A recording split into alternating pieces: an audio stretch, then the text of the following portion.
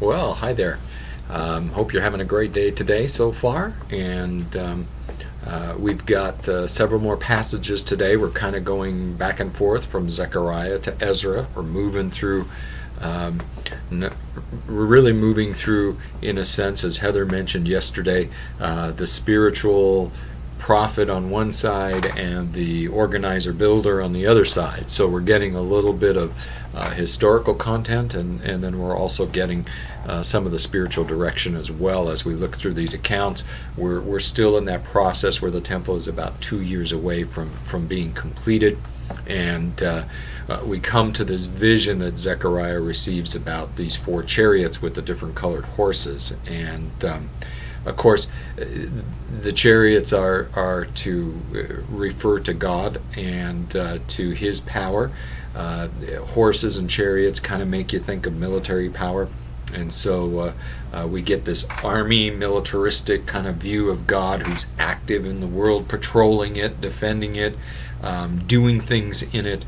And we're told that they're different colors, and also that they come out from between these two bronze pillars, these two bronze mountains. And many believe that those bronze mountains represent the two bronze pillars at the front of the temple. Martin Luther always thought of it as the two unchanging pillars of the law and the prophets, and that they were fixed and they were constant, and God comes out from them and brings His presence to bear in the world. Now, as we look at those colors of horses, I'll just make note of the fact that when you think of red, you think of warfare. Many times in Scripture, black obviously means death or doom. White we always think of in terms of holiness or purity. But then we get this dappled color, and I'm not really sure what that means. Could mean famine and catastrophe. But in other words, what this means is God is active. He's going to all 4 points of the compass, and He can be active not only amongst His people, but amongst all of the other empires of the world as well. And He can bring destruction, He can bring blessing. And of course, yes, we're not told where the red horses go in this reading, so I guess you're on your own. You can figure out where you think they should go at this point.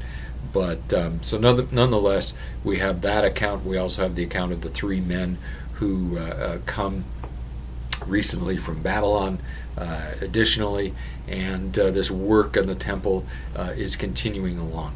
And this analogy of the crown is interesting, because if you look back to Exodus 29:6, we realize that priests did wear crowns as well. And so this crown really is, this whole vision is pointing us to the fact that one who is coming, the Messiah, the branch, and branch often designates the Messiah, will be one who really unites this king and prophet, king and priest kind of role. And we know Jesus is our prophet, priest, and king.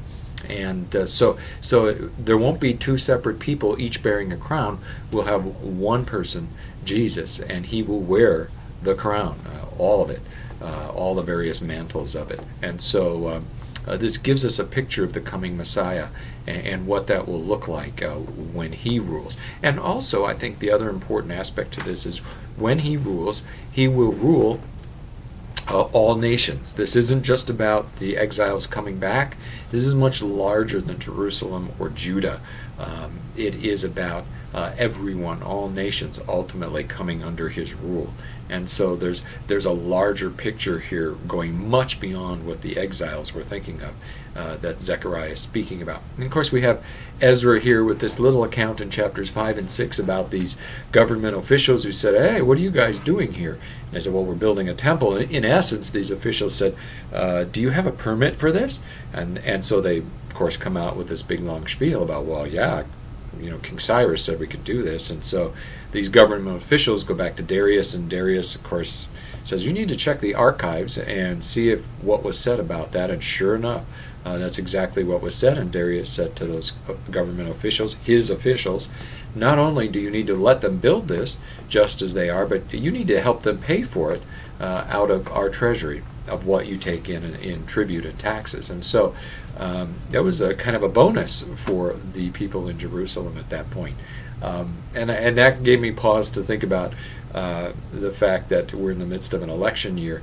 And isn't it nice and refreshing, because in the midst of everything we've seen in the Old Testament, we don't get too many pictures of this, where you have government officials who act fairly and honestly and seek the truth. And in this case, Darius's officials in this region did just that. And it's really the way God would intend people to operate. And Darius, of course, was certainly hoping that once that temple was built, that those people would offer worship and sacrifices for protection and for blessing for Darius as well as their king. So, maybe a little bit was self-centered, but nonetheless, we think about, okay, yeah, that's how things are supposed to work. And then finally, there's this account where these officials from Bethel, these priests came, and they're wondering if they still have to do that sacrifice, that fasting and mourning every summer related to the exile. And you know what they were doing when they were coming. They were saying, isn't it about time we can quit this one? It'd be great if we didn't have to do that. Well, nonetheless, God doesn't give them the answer they desire. In fact, God gives them actually 4 different judgments on, here's what I want from you. Because what he says first is, yeah, you do all that, but in reality, are you really doing that for me? You're doing that for yourself. And he's kind of turning it back on him. He says, I'll tell you what you need to be doing is not worrying so much about the empty rituals that you have to perform, but rather, and he gives 4 things here that I read there in Zechariah. It says, render true judgments, show kindness and mercy, do not oppress the poor, the children and the widows and the poor, and no more evil doing with your neighbor, devising evil schemes and things like that. So all of a sudden he challenges them, I'll tell you what you need to be doing. Quit worrying about getting rid of a ritual and start acting on your daily life. And finally, in the next chapter of Zechariah, God does go on to talk about the blessings that will come. Instead of empty ritual in worship, God's people will be one holy Christian church, and they will worship all over the world, and it'll be a worship of joy and peace and a feasting that will take place, which is what our worship is to be all about. It will not be empty ritual and worrying about whether you have to do it or not. And that got me to thinking, as I bring this to close today, is when we worship, and that includes me, do we come and do we do it with great joy, a great excitement and anticipation, or do we do it as a drudgery, as something that we think is required of us? And that's always something that we need to examine in our hearts before we come to the Lord's house to worship. And so that might be a good challenge for us today, is not to take that for granted. That is a blessing that God gives us.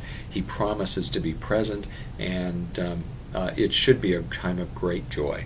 And so I guess as you consider that and you look ahead to coming to worship next, anticipate a great joy-filled experience where the living God comes to you in his presence, and may that fill our hearts with some excitement and some happiness and satisfaction and contentment that God is those 4 chariots in the world, active and almighty, and accomplishing his purposes as he has promised. So with that, we take some encouragement today, as the builders of the temple in Jerusalem did, and I look forward to getting a chance to talk with you again real soon.